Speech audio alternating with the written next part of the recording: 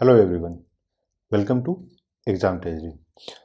आज की इस वीडियो में हम लोग डिस्कस करने वाले हैं DU MA पॉलिटिकल साइंस का कट ऑफ।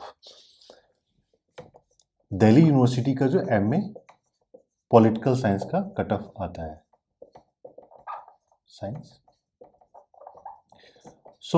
जितने भी स्टूडेंट नेक्स्ट ईयर का एंट्रेंस एग्जाम दे रहे हैं, आप लोग प्लीज़ चैनल को सब्सक्राइब कर लें और नोटिफिकेशन बेल भी दबा लें सो दैट कि आपको लेटेस्ट अपडेट मिलता रहे। इसके साथ ही मैं बता दूं कि एग्जाम ट्रेजरी के द्वारा दिल्ली यूनिवर्सिटी का प्रिपरेशन कराया जाता है, जहां पे प्रीवियस ईयर क्वेश्चन पेपर के साथ साथ टेस्ट सीरीज, स्टडी मटेरियल सब कुछ प्रोवाइड किया जाता है। और इसके साथ साथ आपका JNU, जामिया, BHU इन सब की भी प्रिपरेशन कराई जाती है। तो उसके लिए आपको कॉल या मैसेज करना है। हमारा नंबर है 8448878849। और इसके साथ ही वीडियो के डिस्क्रिप्शन में एक गूगल फॉर्म है, उस गूगल फॉर्म को भी आप फिल कर लीजिए सो दैट कि जो भी लेटेस्ट इन्फॉर्मेशन होता है, अपडेट होता है, हम लोग आपको भेज सकें और क्लासेस या study material, test series, question bank सबका इन्फॉर्मेशन आपको प्रोवाइड कर सकें। तो आज जो है हम लोग डिस्कस करने वाले हैं DU MA पॉलिटिकल साइंस। मैं आपको बता दूं कि दिल्ली यूनिवर्सिटी में MA के लेवल पे जो एडमिशन होता है उसका दो क्राइटेरिया होता है। एक होता है आपका एंट्रेंस के बेसिस पे और दूसरा होता है मेरिट के बेसिस पे। तो मेरिट के बेसिस पे सिर्फ उन्हीं स्टूडेंट का होता है जो दिल्ली यूनिवर्सिटी से जिन्होंने अपना ग्रेजुएशन किया है। तो इनके जो ग्रेड के जो मार्क्स होते हैं तो उसके बेसिस पे एडमिशन दिया जाता है।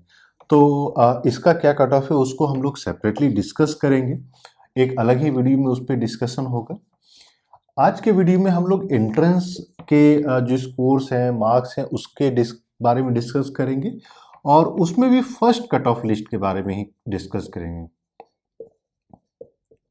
फर्स्ट कट ऑफ, ठीक है।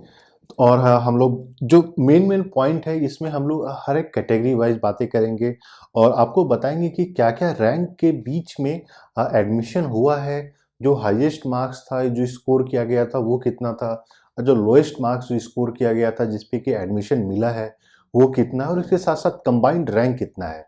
और फाइनली सबके साथ ये भी बताते चलेंगे कि किस रैंक तक या कि हर एक कैटेगरी में कितने स्टूडेंट को एडमिशन मिला है।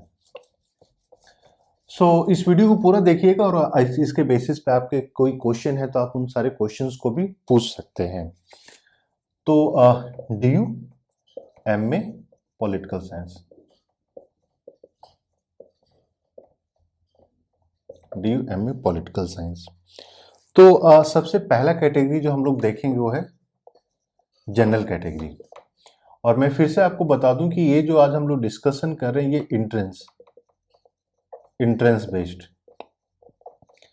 एंट्रेंस का क्या प्रोसेस होता है, कितने मार्क्स होते हैं, नेगेटिव मार्किंग होती नहीं होती, इसके बारे में हम लोग सेपरेटली आपको बताएंगे। जितने लोग नेक्स्ट ईयर के लिए एग्जाम दे रहे हैं, 2022 का आप लोग एंट्रेंस एग्जाम देने वाले हैं, तो आपको वहाँ से चीज़ें क्लियर हो जाएगी। तो सबसे पहले अगर हम लोग जनरल कैटेगरी की बात करते हैं तो जनरल कैटेगरी का जो हाईएस्ट मार्क्स जो स्कोर किया गया था वो था 360। तो मान के चलिए कि हम लोग यहाँ लिख देते हैं कि हाईएस्ट, लोएस्ट, यहाँ पे हो जाएगा कंबाइंड रैंक।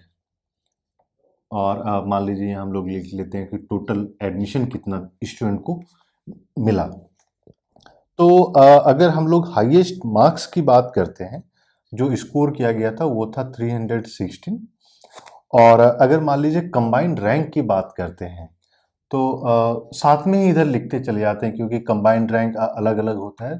तो फर्स्ट, और अगर वही लोएस्ट मार्क्स की बात करते हैं तो 226 और ये था 60। तो कंबाइंड रैंक क्या होता है, क्योंकि लोगों के ये क्वेश्चन हो सकते हैं कि कंबाइंड रैंक को किस तरीके से समझा जाए। तो कंबाइंड रैंक होता है बेसिकली, अगर मान लीजिए 300 जो स्कोर है, तो जरूरी तो नहीं है कि सिर्फ एक ही स्टूडेंट का 300 हो।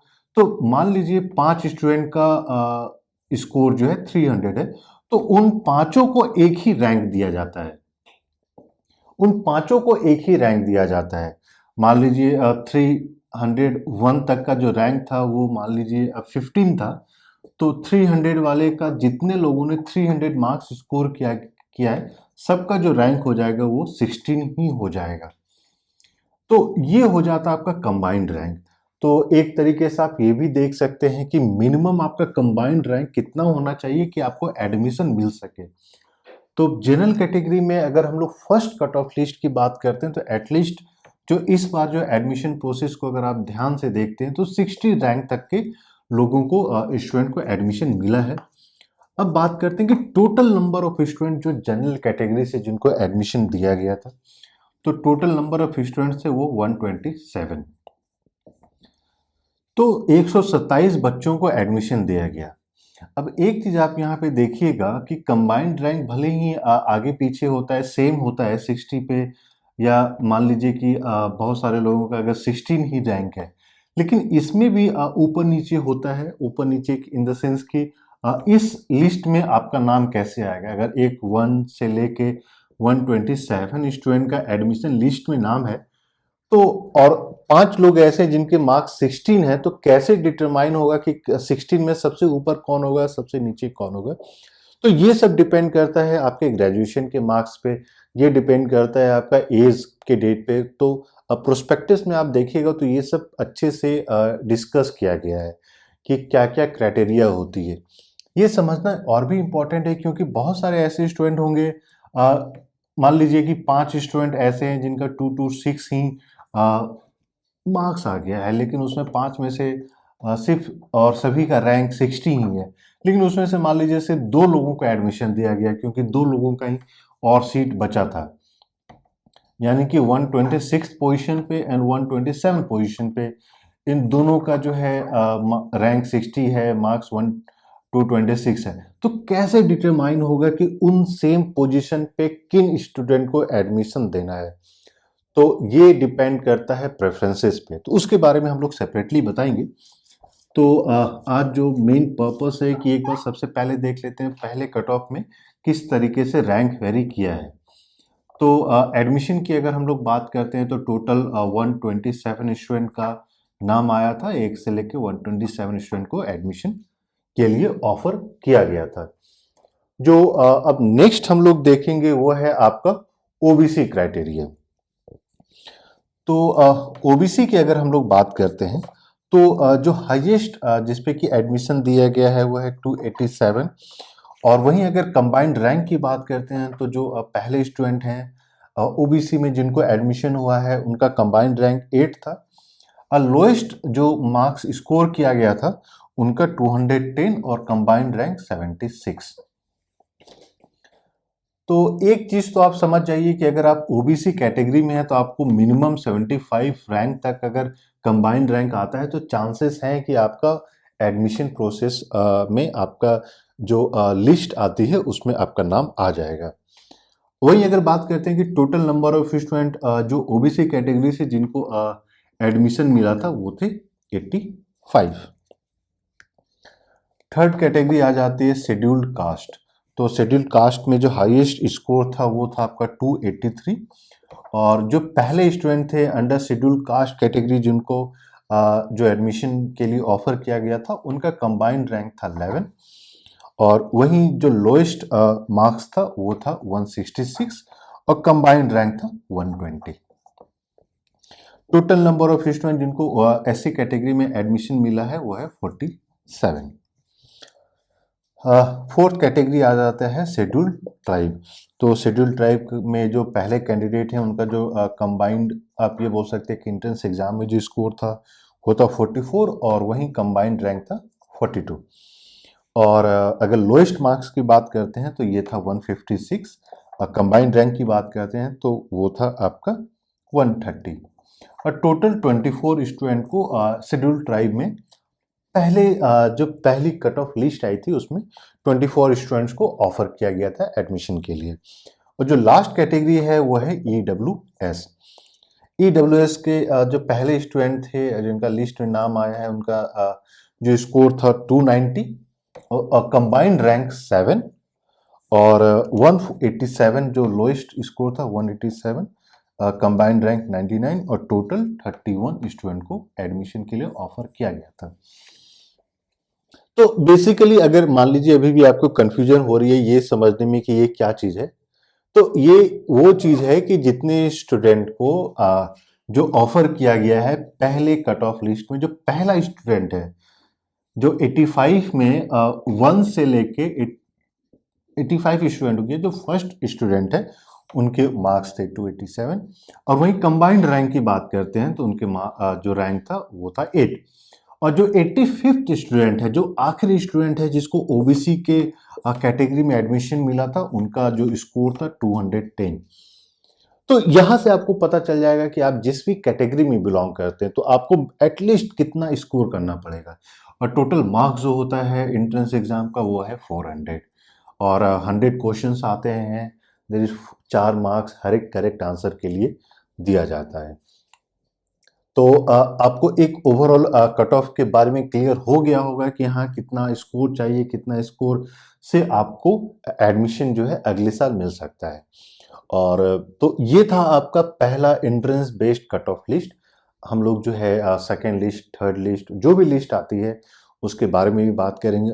और सिर्फ दिल्ली यूनिवर्सिटी नहीं, इसके साथ साथ हम लोग बातें करेंगे जामिया मिल्लिया इस्लामिया का, हम लोग बातें करेंगे Hyderabad central university, Pondicherry central university, Jawaharlal Nehru university, सारी यूनिवर्सिटीज़ के बारे में आपको इन्फॉर्मेशन प्रोवाइड करेंगे सो दैट कि आप अपना प्रिपरेशन को इन्हांस कर सकें, आप अपने प्रिपरेशन को बूस्ट कर सकें। क्योंकि इस चीज़ को देखने के बाद आपको आइडिया लग जाएगा कि मेरा मिनिमम कितना मार्क्स होना चाहिए था। इसके साथ-साथ ही हम लोग बात करेंगे बनारस हिंदू यूनिवर्सिटी के भी बारे में। क्योंकि जब आप एंट्रेंस एग्ज़ाम देते हैं जब, तो एक तो मन में चलता है कि मेरा ये स्कोर आ रहा है, क्या एडमिशन मिलेगा या नहीं मिलेगा। जब एक बार स्कोर कार्ड आ जाता है फिर भी एक कौतूहल होता है कि क्या एडमिशन मिलेगा या नहीं मिलेगा।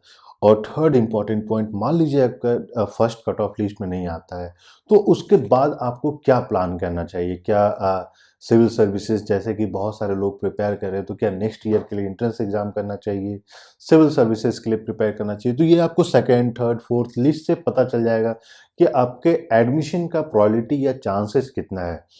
अगर ये सारी चीज़ें आपको क्लियर नहीं होती है तो शायद कहीं न कहीं एक शक भी होता है, प्लस आप 2-3 महीने अपना वेस्ट कर देते हैं जो कि आप सिविल सर्विसेज के में दे सकते थे या फिर से एंट्रेंस एग्ज़ाम की प्रिपरेशन के लिए दे सकते थे। तो इन सारी चीज़ों को समझना बहुत ही ज़रूरी हो जाता है। इन सब को समझने के बाद आपको पता चलता है कि आपको कितना ज़्यादा मेहनत करना है। तो जैसा कि मैंने आपको बताया तो इस वीडियो को अगर एक बार में नहीं समझ में आया तो बार-बार देखिए। और फिर भी अगर मान लीजिए कोई क्वेश्चन है आपके मन में तो आप लोग कॉल या मैसेज करके भी पूछ सकते हैं। हम लोग कोशिश करेंगे आपके सारे क्वेश्चंस का करेक्ट ऑथेंटिक आंसर प्रोवाइड करने का। चैनल को सब्सक्राइब कर लें और वीडियो को लाइक कर लें, नोटिफिकेशन बेल भी दबा लें। और साथ-साथ ही अगर आप नेक्स्ट ईयर एंट्रेंस एग्ज़ाम के लिए प्रिपरेशन कर रहे हैं तो अभी गोल्डन अपॉर्चुनिटी है आपके पास। एंट्रेंस एग्ज़ाम में 6 महीने हैं, आप अच्छे से अपने सीट को सिक्योर कर सकते हैं नेक्स्ट ईयर के एंट्रेंस एग्ज़ाम में एडमिशन के लिए। तो एडमिशन प्रोसेस भी हम लोग सेपरेटली बताएंगे। तो thank you and all the best.